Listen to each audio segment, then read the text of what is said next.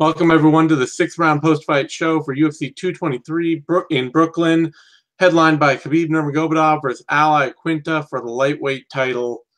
The card actually came together finally, despite Conor McGregor's dolly-fueled mania and all the fights getting canceled and all the last-minute changes and all that.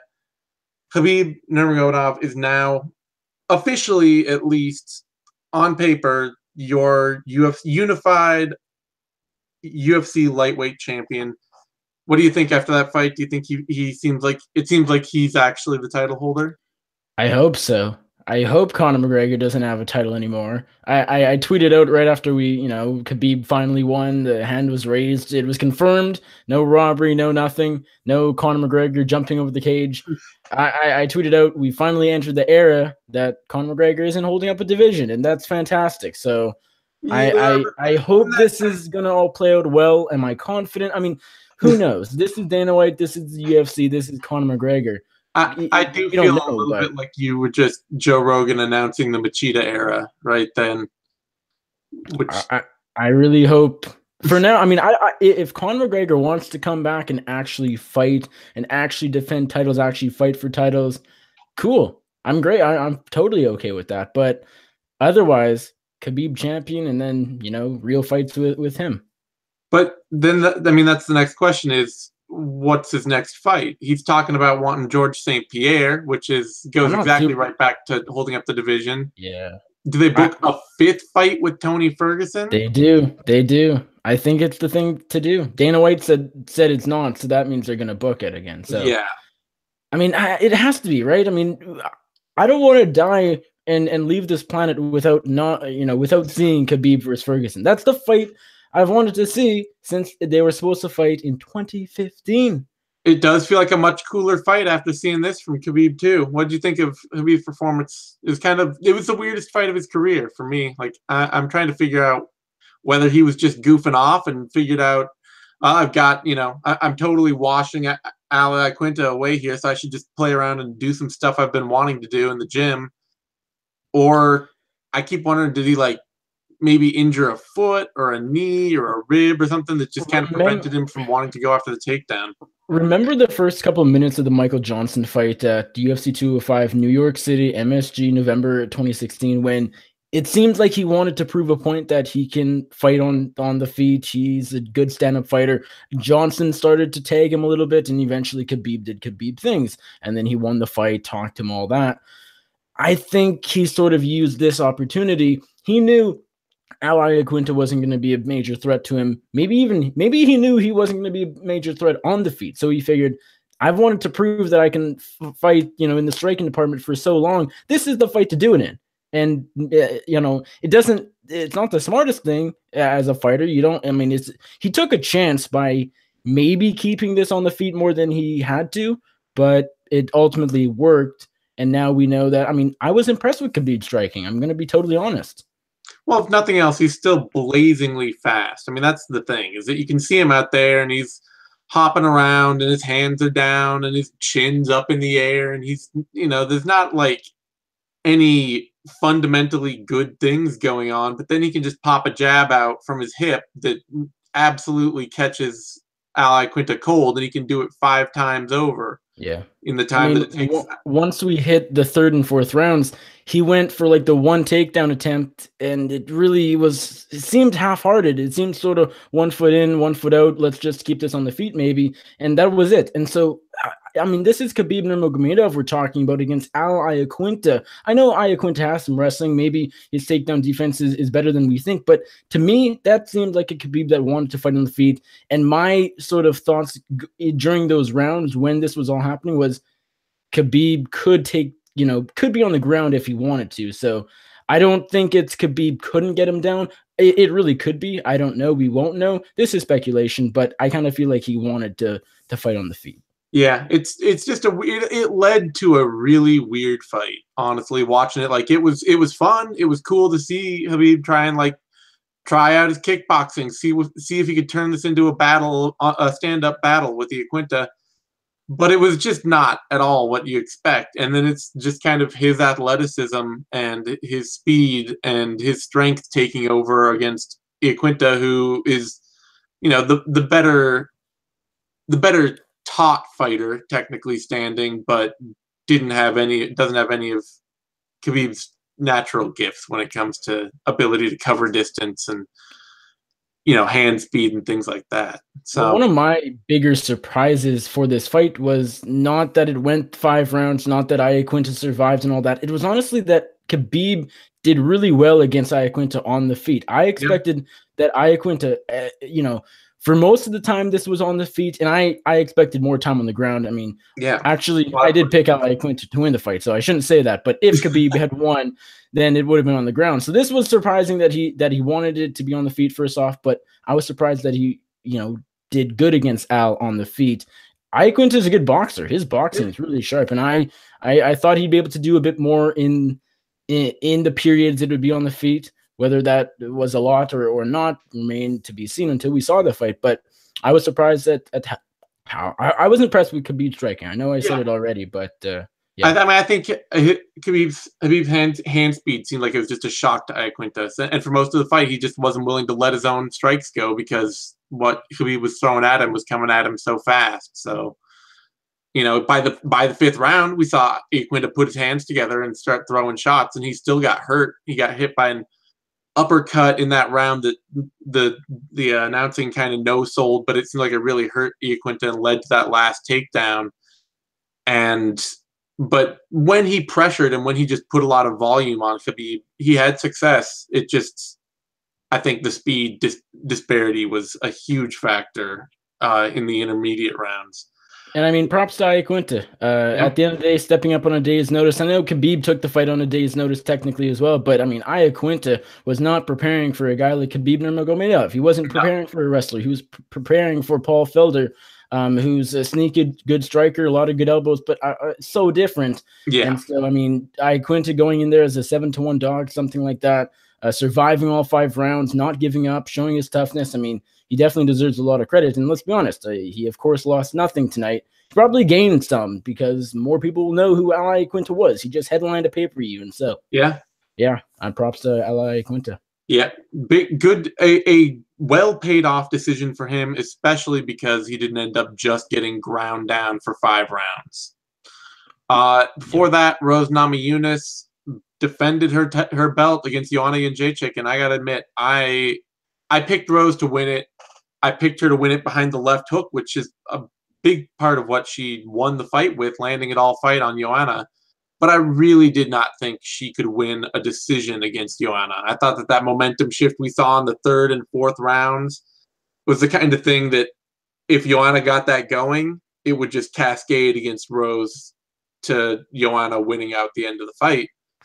But Rose showed a lot more tenacity, a lot more ability to stick to a game plan and trust herself than she has in the past. And, man, she put together a hell of a 5th round to win that fight.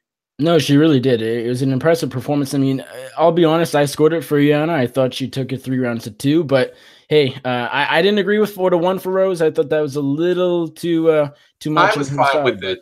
The 3rd round is the swing round, and Joanna won the second half of that 3rd round, clearly, but I also thought she lost the first half of that 3rd round, clearly. Yeah. So it's 50-50 maybe. Yeah, at that point, you can't be too mad at somebody saying, well, actually, I think this person, they won half the round. What do I just not, do I score it for the person who won the end half? So I expected Joanna to win it because she won the latter half of the round, but I can't really see many arguments for Joanna taking the whole fight. I mean, I don't know. Fair enough. Did you feel like Joanna won the 5th then? I did. I gave her the last 3 rounds, 3rd, 4th, and 5th. I'd have to rewatch the 5th. I probably will sometime eventually, whether that's tonight or tomorrow, because I know a lot of people did give that to Rose. I saw a couple other 3-2 Joannas, but that was including maybe the first, I believe it would have been. Can't even remember. And so I gave her the 5th. I know Rose landed the harder shots. I thought Joanna landed more shots in that round. Again, I'd have to look at the stats. I could be totally wrong. I know. I think you got that right. It's just damage is king. Yeah, it is. Damage is king. I felt like Rose was doing well and had more damage for like 2 minutes, and then Joanna 3 minutes, and so it's so tough to call. I thought that was a really close round. I ultimately gave it to Joanna, but I think the third was Joanna's. I think the fourth was Joanna's, and then the fifth was sort of my swing round, I guess you could say, for who won the fight. But you mentioned early that you were a little surprised that Rose was able to go 5 rounds and win. Come out the winner over the course of 25 minutes. I didn't, really think about that going in. It wasn't something that crossed my mind. Can Rose go 25 minutes with Joanna and win the fight? But in hindsight, I'm not totally shocked, to be honest. Was this the first time she won 25? I assume so. She had a 5-round fight against Paige Van Zandt, but that was a fight that she just absolutely controlled every minute of, and had Paige broken early. Otherwise, her decision wins against Tecia Torres, and actually Tecia Torres is her only other decision win, and that was a pretty debatable decision win, frankly. That was a fight I thought Tecia had won. Tecia beat her in a decision way back in Invicta. She's had, otherwise, most of her fights have either been early finishes. The thing is, Rose has, especially even after the Joanna fight, right up before it, in the first Joanna fight, she's gotten a lot more calculated, and so maybe that's why I feel like going 25 minutes, able to sort of maintain her cardio all throughout it, not gas out too badly. I think that's maybe why I wasn't shocked that she was able to go 25 minutes. But yeah, I mean, even though I scored it the other way, it definitely obviously could have gone Rose's way. More people scored it for her than not. I thought it was really impressive. I mean, beating Joanna Jędrzejczyk back-to-back to, one knockout, one decision. No one's done it before. I mean, no one had beaten Joanna. And, I mean, she did a lot of good work in this fight, and I cannot wait to see what is next. I guess they probably do the Andrade fight. I mean, Namajunas versus Jessica Andrade. That is a hell of a fight. Yeah, it is. And I might pick Andrade in that fight. Her power wrestling, her short hooks, her ability to step in and bully Rose physically in a way that Joanna was unwilling to do, I think would be a much bigger problem for Rose's confidence than Joanna really playing her game and wanting to just stick to a very range-heavy attack where Rose's slightly sharper defense and slightly sharper single strike technique was able to dominate a lot of the narrative of this fight. So I'm really fascinated by the Andrade fight. And I guess I was just going to say, go ahead if you're going to say something else. I was just going to say, as far as what's next for Joanna, I think the obvious move would be going up to flyweight. Yeah, no, I think that the Valentina Shevchenko being the next title challenger and almost certainly going to win that belt, there's a huge fight there for Joanna. If she can jump up, win one fight, she's automatically the top contender in that division. Or not even win a fight. I mean, I guess she could. She might have to, but I mean, she could. She could just take a fight. It wouldn't even matter who it was, and then suddenly she's the clear-cut #1 contender for that belt. I've said it a long time. No matter the division, I guess before flyweight was introduced, if Joanna, for whatever reason, wanted to gain 20 pounds and go up to 35, Shevchenko Joanna has always been just a fight I've really wanted to see, as far as there's so much history to it. I mean, again, the Muay Thai fights, Shevchenko beats her, what was it, 3 times in a row, something like that. And I mean, it could go differently. I mean, Shevchenko's arguably the best fighter that, under 145 pounds. Joanna was the strawweight queen for so long, and falling short at strawweight now, but maybe she can reinvent herself at flyweight. And I mean, technically as well, stylistically, that's a great fight as well. And so I hope Joanna moves up. The weight cut won't be nearly the issue it has been lately at 115, although her cut seemed to go well this past week. 125 definitely could do wonders for her career, coming off back-to-back losses. The thing is that with her title run that she had, it's just kind of like, what challenges are left for Joanna at 115? Yeah. If she can't beat Rose, she's beat Andrade, she's beat Gadella, she's beat Kowalkiewicz. You know, they're just the other elite fights are all rematches for her. There's not a lot of upside to that. I wouldn't hate a rematch with Kovacevic in Poland. Throw that on a fight night. Kovacevic won't get another title shot right away, but she's right up there. I mean, I could see Joanna sticking around if Andrade fights Namajunas and comes out the winner. She's the champion because Joanna's beaten her. Yeah, she has that leverage, but she could do the Frankie Edgar thing. There's no doubt. By then, I think Joanna might be sick of the weight cut, though, because Namajunas Andrade won't happen for at least a few months. Yeah. All right. Before that, Renato Carneiro put on a really stellar performance against Calvin Kattar. I didn't think Carneiro would honestly go to the leg kicks nearly as often as he did. I didn't think he'd do it often enough to win, but he did it from the outset and totally broke down Kattar's kickboxing game by doing it. No, I mean, I'm 0-3 picking Calvin Kattar fights in the UFC, and so I assume a lot of people are because, he was a big underdog versus Andre Fili. Nobody knew tons about him at the time. He goes out there one-sided, wins that fight, and then against Shane Burgos is sort of riding high on a big winning streak, undefeated, looks good, and impressive. And then he goes out there and derails that hype train in a way. And then now when we realize, hey, Calvin Kattar's, he's ranked number 13. We finally realize this guy's a legit fighter, and then he goes out there and drops the fight to Renato Moicano. But Moicano, I said after the fight, I picked Kattar like a lot of people. Moicano is secretly very, very talented. I know he fell short to Brian Ortega, but now that Ortega is the number one featherweight in the division, just below the champ Max Holloway, and he might beat Max Holloway when they fight. Yeah. Really, really a solid possibility. That's no shame in losing to Ortega by submission. That's what Ortega does. And so, I think Renato Moicano could be a top 5 talent. I mean, it's so tough to tell, but I think at this point he already is. He has the Stevens win last April as well. Yeah. I think he's proven at this point that he is a surefire top 5 fighter in that division. He's just not – the problem for him is going to be showing that he can be an electric fighter that people want to show up for, Like, or he could just always be the dark horse. He could be the guy who's the underdog. No one really cares about him because he doesn't speak English or because he doesn't stand out for various reasons, but he just keeps winning.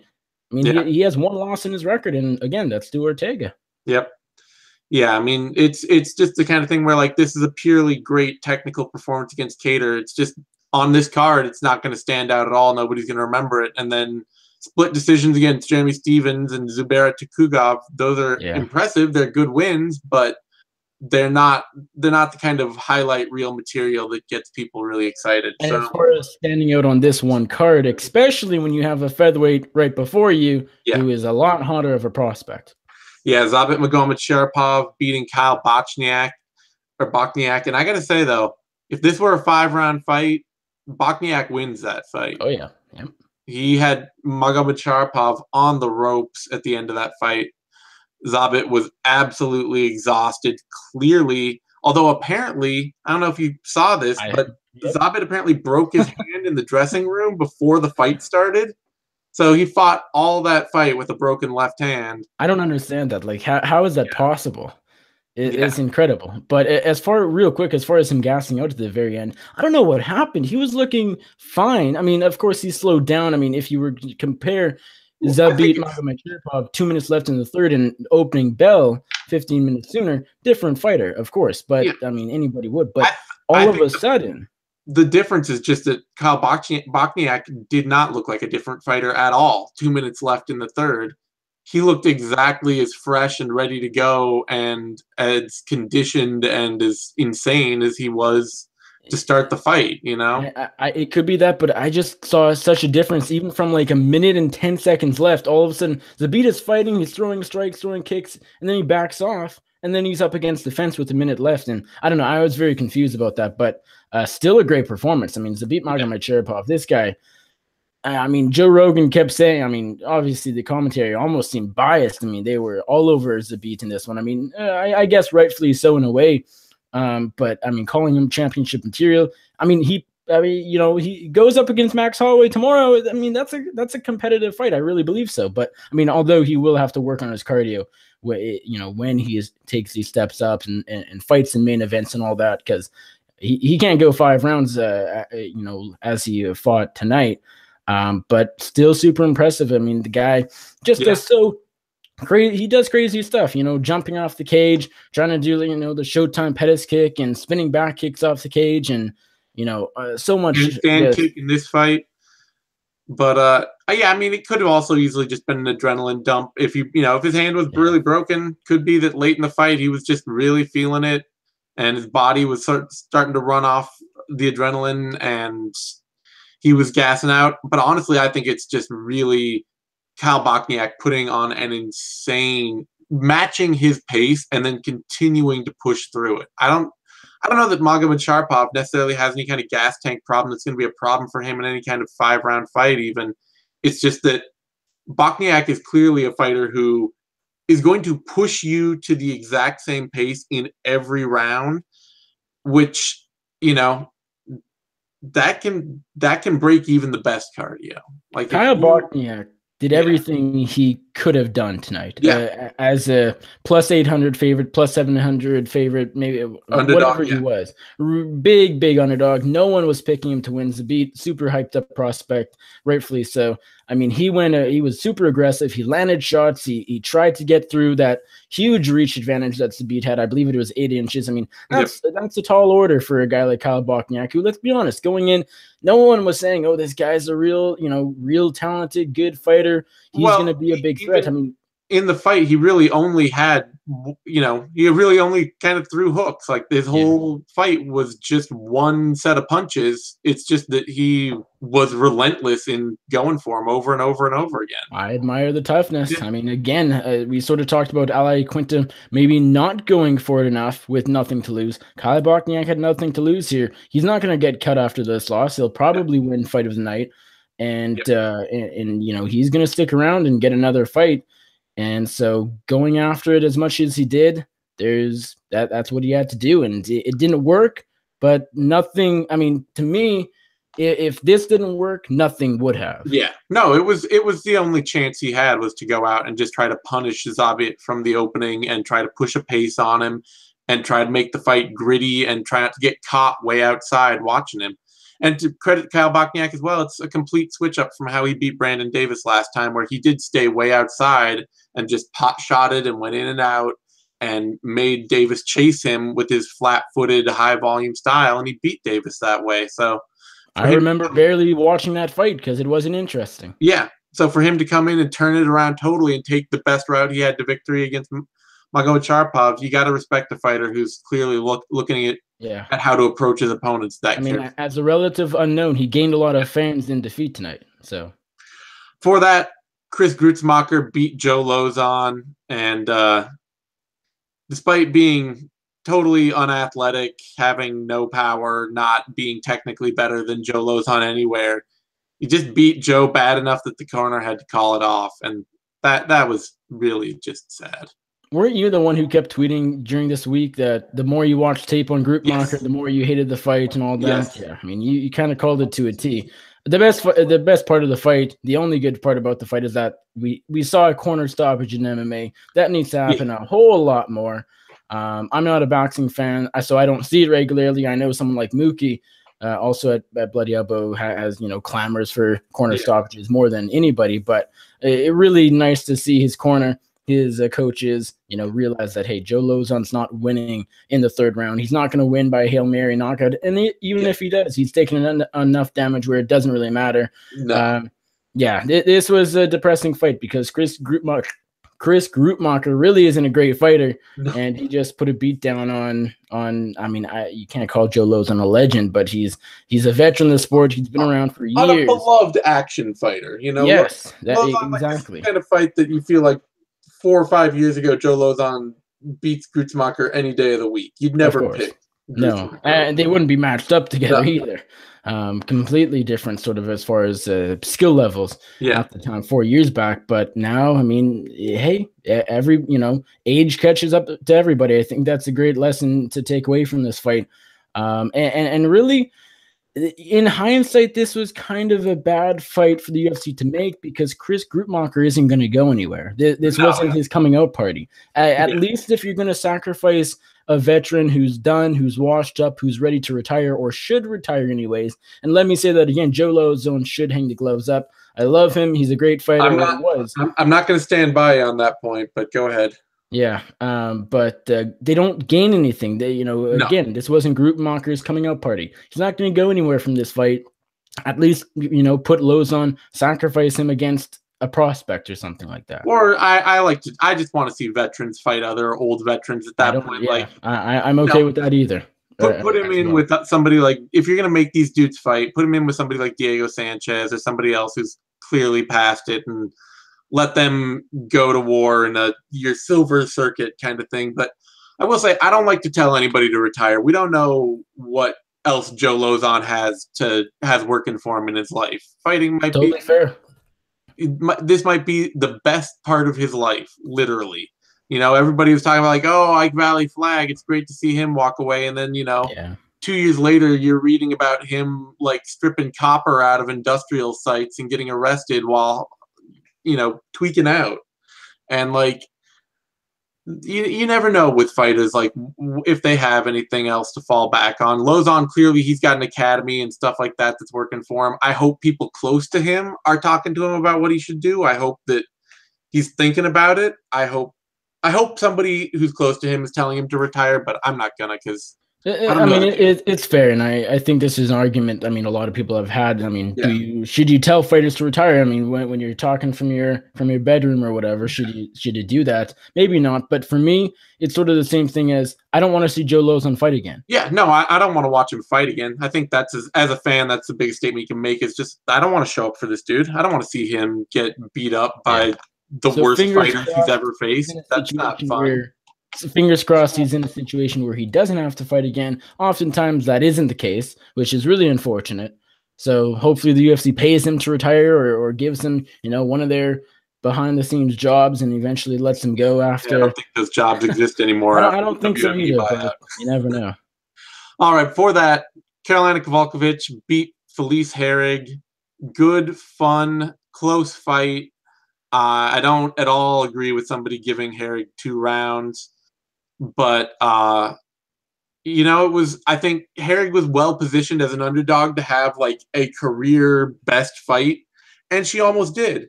She looked good. She stuck to her combos. She hit Kowalkiewicz a lot. She got a lot of work done. But she also ended up falling into the clinch a lot, where Kowalkiewicz was just clearly much better than her. And Kowalkiewicz was able to turn a lot of the tide of this fight with her clinch work, and then just throw more volume outside, pick her off more, land more shots, and take a good, fun, but pretty clear decision down the stretch. Yeah, and I mean, before I talk about Kowalkiewicz, I mean, it's really amazing to me how far Herrig has come and how she's turned herself into a legitimate fighter. I mean, I didn't watch Tough 20 when they crowned the strawweight champion Carlos Esparza, but my understanding is that a lot of the fighters or fans looked at Herrig almost as a joke. And I mean, there was a time when she wasn't she was very far from a great fighter. She was always deeply underrated because she's incredibly annoying. You go back and you look at her early record, other than a couple of early split decision losses, her only 2 losses in her early career were to Carla Esparza and Barb Honchak, who have both been champions. Sure. And then she's otherwise been consistently winning. It's just that she was always trumpeted as like a great kickboxer, and she was not at all. Yeah. I suppose the fight I look back on from a few years ago is the Paige Van Zandt one. The Paige Van Zandt fight, yeah. And that just kind of showed me that she could be physically bullied and that she's not the best athlete. But since then, she's sharpened her boxing up a lot, and it's sort of like she's become underrated all over again, where now people still want to dismiss her because she's still annoying, but she's a much, much better fighter than she ever was. And she was always pretty decent. It's just she's always been really annoying too. And ultimately, Karolina Kowalkiewicz did get the job done, as you said. I mean, this was a really terrific performance. I know her last fight was the Jodie Esquivel one, right? Yeah. And that was kind of a little not disappointing, but just sort of underwhelming. I mean, she was a big favorite, I believe. I mean, it seemed like the skill levels were different enough where Carolina could have done more in that fight, maybe turned it up a little bit, turned it up a notch, and she didn't. That's okay. She got the win. She doesn't Not want like to she's risk. got punching power or anything to fall back. I mean, she can only really win by out-voluming people or getting a surprise submission. But Kovalkiewicz isn't, there's never going to be power in those hands. No, I thought we saw maybe more power tonight than we usually do. Yeah, she's sitting down on her punches a lot more than she used to. She used to be really light on her feet, really in and out.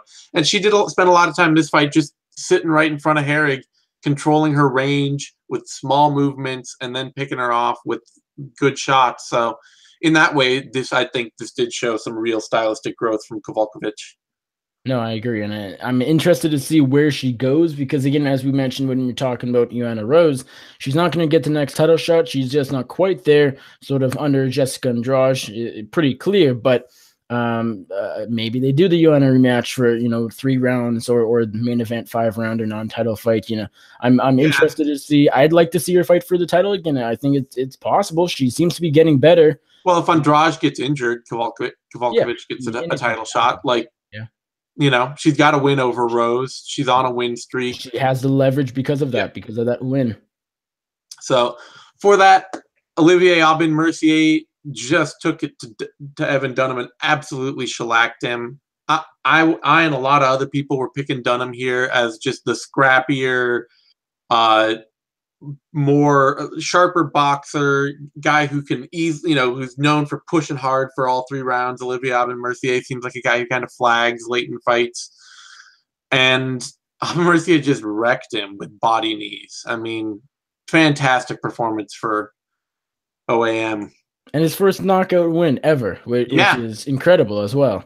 Against a dude who rarely gets stopped. Evan Dunham's only been TKO'd twice before, although I think both times to things involving, he lost it to Melvin Guillard via knees and then Edson Barboza to body kick and punches. So there's obviously some body shot wear going on there, but still a hard dude to stop. So an impressive first knockout win for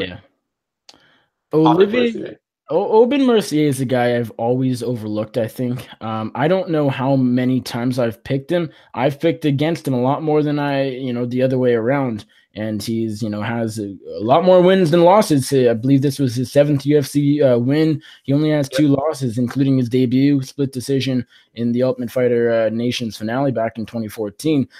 I think this guy is finally sort of not reaching the potential because there were a couple people saying the next GSP, and so has he gotten that, that high? No, but I think he's starting to come into his own. I think he's starting to, he's on track to reach the potential we thought we would see out of Aubin-Mercier at one point. He disappoints a couple times. I mean, the Diego Ferreira fight was a bit of a setback, but now he's on a nice winning streak, 4 wins in a row. What a great way to sort of continue that with the knockout, with his first knockout, as we mentioned. And this was easily the biggest win of his career, not just because of that, but Evan Dunham. I mean, this guy was on a 5-fight unbeaten streak. We were starting to think, he was ranked as well. He's like number 13 in the most stacked division in the UFC and all of MMA. And so OAM might have a name next to him. And Evan Dunham, we were starting to think, is this guy having some sort of career resurgence? And clearly not, I guess. Age will catch up to everybody, as we have mentioned on the show already. But I think Aubin-Mercier, I think he might go far. I think he has a lot of potential. If nothing else, it looks like he may be, finally hitting his prime. He's 29. Yeah. He's been doing this for 7 years, 6-ish, 7 years, which is about the time when you expect guys to start clicking. You expect to start seeing all those skills really gel and become a complete package. And with the level of athlete he is, seeing these things start to click, he comes out looking like a much more dangerous fighter than he ever has in this fight. So there's a solid chance I'll be picking him in his next fight. I mean, if they threw him against Khabib, maybe not, but I've picked against him a lot of times. I don't know how many I've picked him. I honest to God, I believe I've picked Aubin-Mercier to win 2 fights in the UFC, 2 or 3, and it's crazy. Yeah. But I'm sort of on that OAM hype train, if that exists. Well, I don't know. he's a fellow countryman and now confirmed Canadian gangster.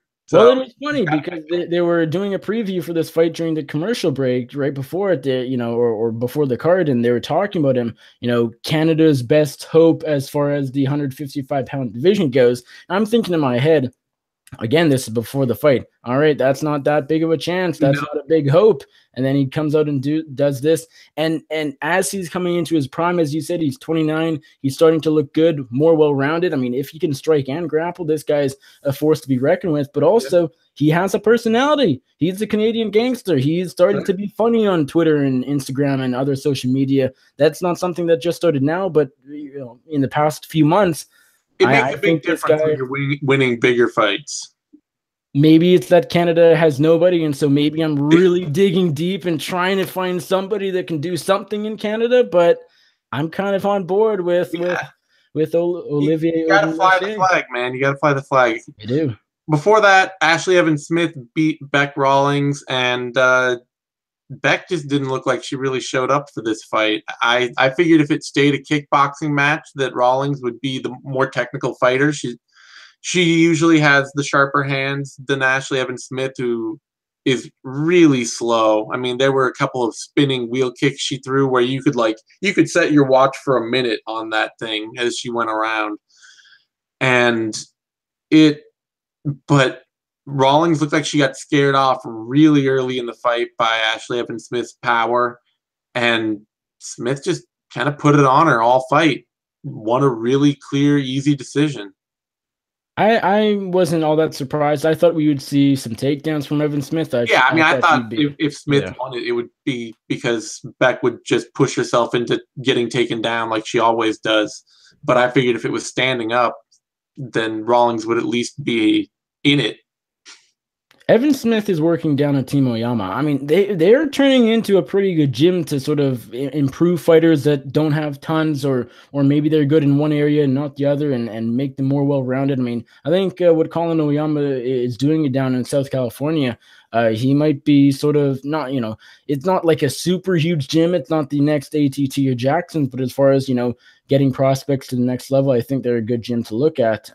Evans-Smith seemed pretty improved. I think her striking looked better than it really ever has been. But at the end of the day, Bec Rawlings is also on a 4-fight losing streak now, and might be headed to Invicta. And so it's like, how much do you put into this win? How impressive? I mean, it was impressive, but the opponent, the level of opponent's just not really there. Yeah. And before that, to open up the night, Devin Clark got a win over Mike Rodriguez. Pretty lackluster fight. Clark controlled large portions of it with his wrestling game, despite pretty clearly losing the damage side of things over the first 2 rounds. He landed more shots, got lots of control, got takedowns, and then Rodriguez faded pretty badly in the 3rd round, and Clark really took over. I don't know. Not really a meaningful fight, honestly. To me, this seemed like a fight Mike Rodriguez could have won and maybe should have won.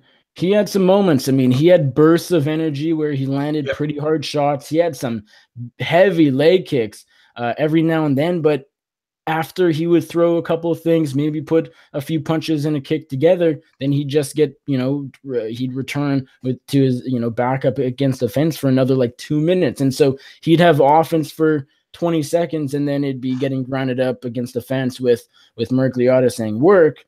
And that's not going to win you a fight. So I mean, with an 8-inch reach advantage, I believe it was something like that. It was pretty crazy reach advantage for Mike Rodriguez, a lot longer than Devin Clark. Clark definitely showed his strength advantage, but I mean, Rodriguez didn't use that reach very well. He, clinched a bit, or I mean, again, it's so hard to say, oh, he was in the clinch for too long. Well, I mean, Clark was doing good work to keep him there, but to me, at moments in the fight, it seemed like a fight Rodriguez could have won. Oh yeah, Rodriguez is clearly the more natural, fluid striker, and the more powerful striker when it's standing. But he hasn't been fighting that long. He's been fighting since 2014, but that's long enough that he should have more takedown defense than he does, and he just doesn't really have it. And at that point, somebody like Clark, who's pretty wooden standing and there to be hit hard, if he's tough enough to not get knocked out, he's just going to keep wearing on you and wearing on you and wearing on you until he wins, and that's what he did. And I think the unfortunate part about this fight is that I wasn't going in thinking, okay, Mike Rodriguez is the next big thing at 205, but I thought he might be able to do a few things.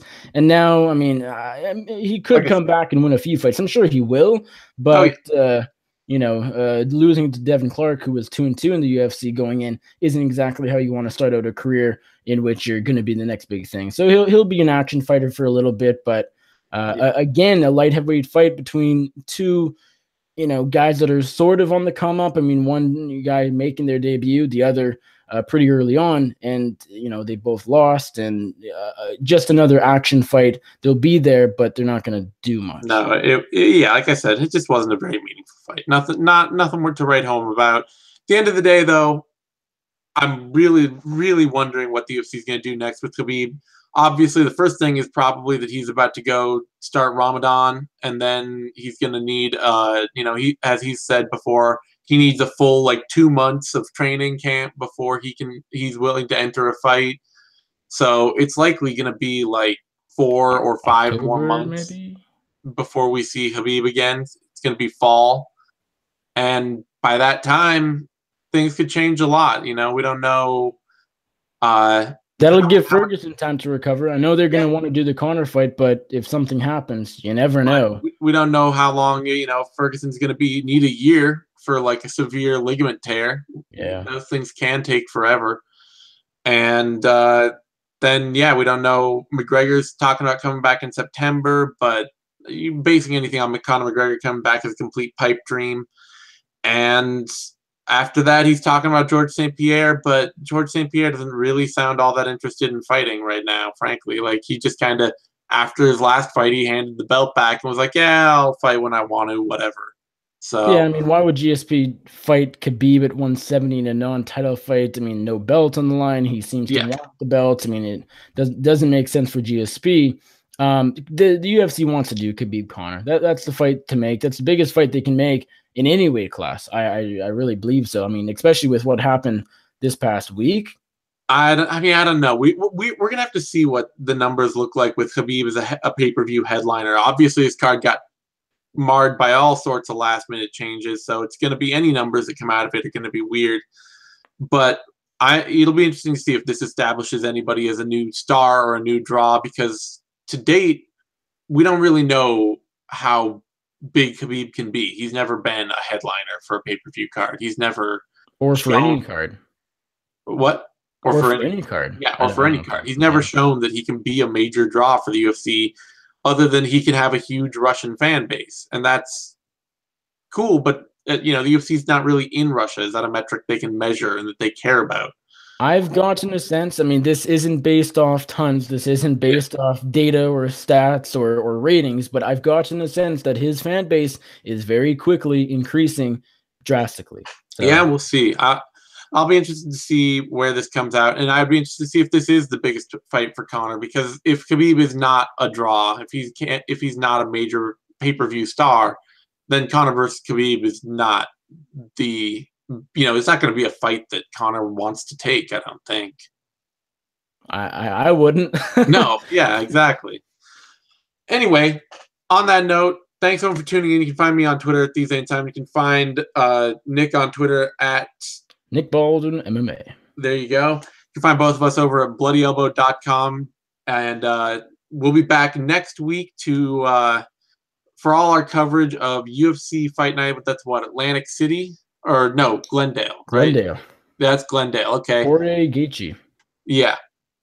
So we'll be back next time for Poirier Gaethje, and we'll have all our normal If I Did It, Care Don't Care, Heavy Hands, Vivisection, 6th Round, all that good stuff. Give us a like over on YouTube, thumbs up. Oh, MMA Circus too. A like over on YouTube, thumbs up down there. Subscribe to our YouTube channel, MMANation.com. All that stuff helps us a ton, and we will see you next time. Thanks, everyone.